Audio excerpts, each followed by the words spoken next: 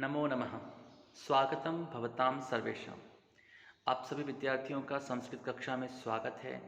और आज हम बात करने जा रहे हैं किरातार्जुनीयम के प्रथम सर्ग के चतुर्दश और पंचदश अर्थात 14वें और 15वें श्लोक के बारे में।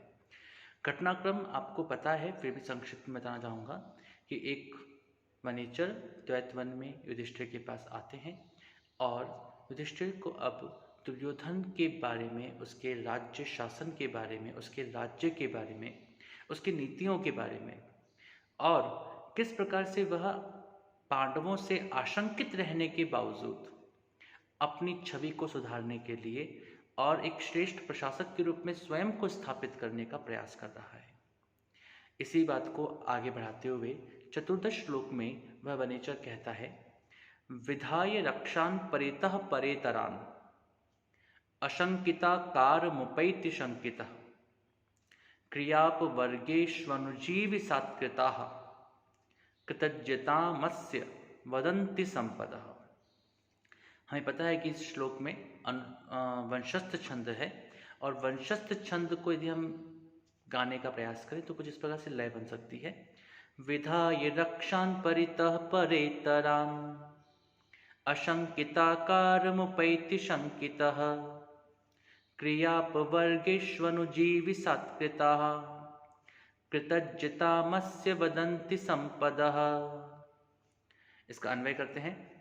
शंकितः परितः परेतरान रक्षान विधाय अशंकिताकारम उपैति क्रियापवर्गेषु अनुजीवि सात्कृताः संपदः अस्य कृतज्ञतां वदन्ति।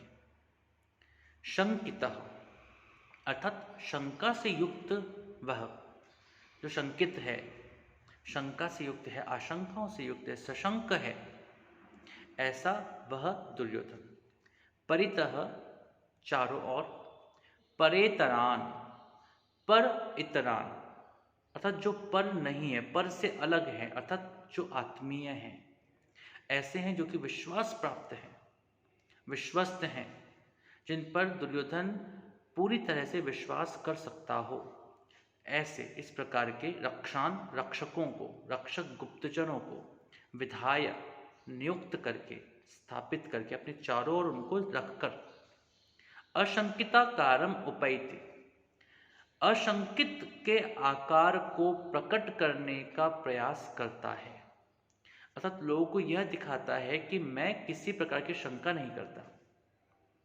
वनेचर ने बहुत स्पष्ट रूप में यहाँ पर कहा कि दुर्योधन आपसे शंकित तो है, लेकिन एक राजा के रूप में वह ये प्रयास कर रहा है कि जो जनता है वह जनता उसको अशंकित के रूप में, बिना किसी आशंका से युक्त उसे देखे।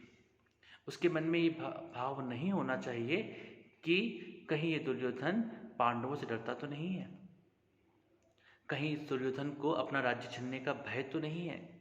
ऐसी किसी भी प्रकार के भय से रहित वह अपने आप को दिखाना चाहता है।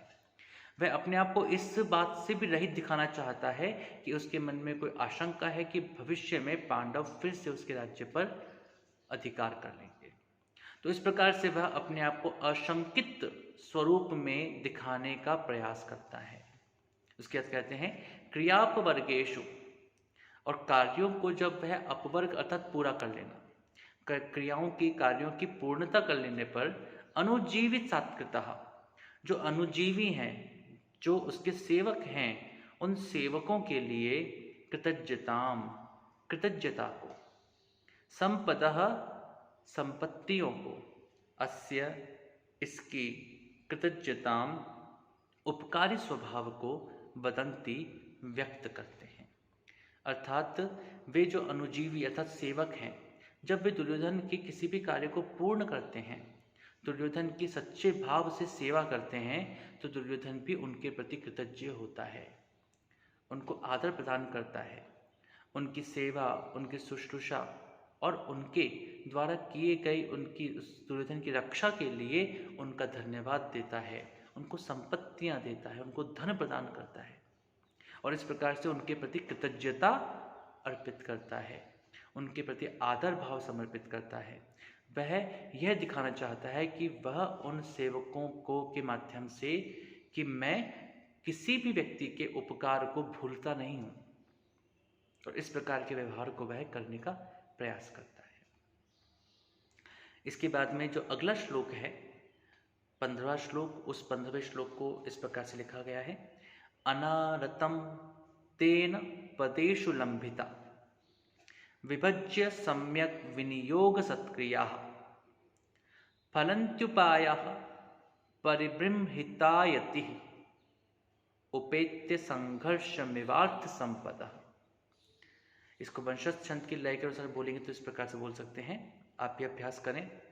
अनारतं तेन पदेषु लंभिता, फिर से बोलेंगे साथ साथ, अनारतं तेन पदेषु लंभिता विभज्य सम्यक विनियोग सत्क्रियाः फलन्त्युपायः परिबृंहितायतिः उपेत्य संघर्षमिवार्थ संपदः।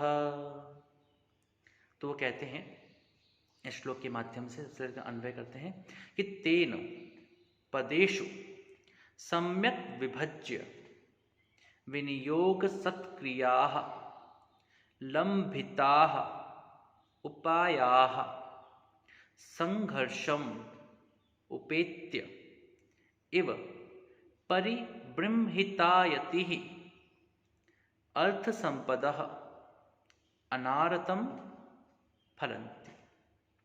तेन उसके द्वारा अर्थात उस दुर्योधन के द्वारा, पदेषु विभिन्न पदों पर, विभिन्न कार्यों में, सम्यक अच्छी प्रकार से, विभज्य विभाग करके, वि उपसर्ग पूर्वक भज धातु से त्वा के स्थान पर ल्य प्रत्यय है, क्योंकि उपसर्ग युक्त है अतः ल्य प्रत्यय का प्रयोग यहाँ पर किया गया, तथा विभाग करके, विभाजन करके, विनियोग सत्क्रिया और प्रयोग के द्वारा सत्कार किए गए, विनियोग सत्क्रिया जिनका सत्कार किया गया है, जिनके लिए सत्कार किया गया है, लंभिता ऐसे सत्कार को प्राप्त कराए गए, उपायाः अर्थात 4 उपाय, साम दान दंड भेद। तो साम दान दंड भेद, ये जो 4 उपाय हैं, इन 4 उपायों का संघर्षम अर्थात इन 4 उपायों के बीच में संघर्ष होता है। संघर्ष का तात्पर्य यहाँ पर प्रतिस्पर्धा से है, प्रतियोगिता से, कि हर उपाय जो है वह बढ़ चढ़कर आगे बढ़ रहा है। उपेत्य इस प्रकार से वह प्रतिस्पर्धा को प्राप्त करके, इव ऐसा लगता है, ऐसा मानो, परिबृंहितायति निरंतर बढ़ती हुई, अर्थ संपदा धन संपत्तियां, अनारतम निरंतर, फलंती फलित करते हैं। अर्थात यहाँ पर जो बात कही गई है वह वनिचर के द्वारा एक स्पष्ट बात कही गई है कि वह जो दुर्योधन है उसके प्रशासन के खूबी, सबसे बड़ी विशेषता यह है कि उस प्रशासन के दौरान, उस शासन के दौरान जो हस्तिनापुर का राज्य है वह राज्य बहुत अच्छी उन्नति कर रहा है।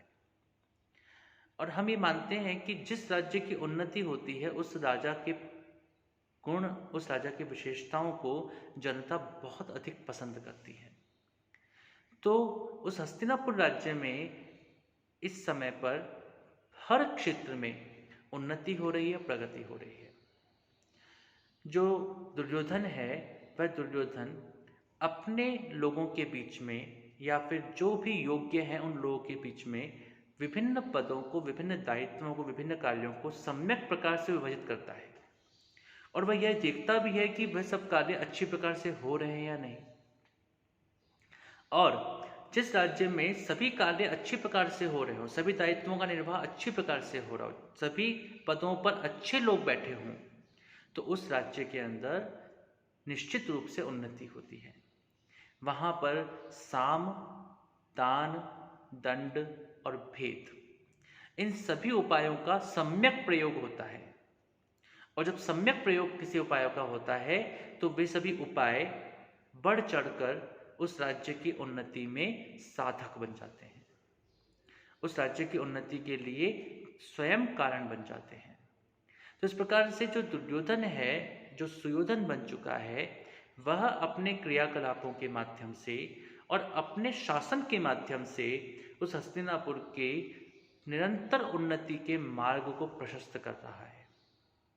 एक छोटी सी बात जो कि इस श्लोक में आई भी है और हमें समझनी भी चाहिए कि साम दान दंड भेद। कई बार क्या होता है कि विद्यार्थी जो होते हैं या कई लोग जो होते हैं वो साम दाम दंड भेद बोल देते हैं, लेकिन 4 उपायों के अंदर दाम शब्द का प्रयोग नहीं होता। ये प्रचलन में है। तो विद्यार्थी, मैं आपसे चाहता हूं कि आप सही चीज को सीखें और साम दान दंड भेद। साम अर्थात समत्व भावना से युक्त होकर के राज्य को चलाना, अर्थात लोगों को अपने समान मान करके समत्व भाव के साथ में प्रेरित करना आगे बढ़ने के लिए। हमें ऐसा व्यवहार करना है कि वो हमको एक दूसरे से समान लगने लगे। दान अर्थात जहाँ पर केवल समत्व भाव से काम नहीं बनता, सत्कार से काम नहीं बनता, तो उनका दान अर्थात दान दे करके, कुछ धन संपत्ति प्रदान करके भी हम अपने कार्यों को पूर्ण कर सकते हैं। दंड, जब साम और दान इन दोनों से भी काम नहीं बनता है और कोई लोग उच्छृंखल हो जाते हैं, अपराध करते हैं, तो ऐसे लोगों के लिए दंड का विधान होता है। और भेद, जब कुछ लोग मिल करके हमारा मुकाबला करने के लिए आ रहे होते हैं तो उनके अंदर भेद को उत्पन्न कर देना, फूट डालने वाली बात, आपस में उनको तोड़ने का प्रयास करना, यह कहलाता है भेद नीति। ये 4 नीतियां हैं जो कि हर व्यक्ति को अपने जीवन में जाननी भी चाहिए और प्रयास करना चाहिए कि भाई इनका सम्यक प्रयोग करें।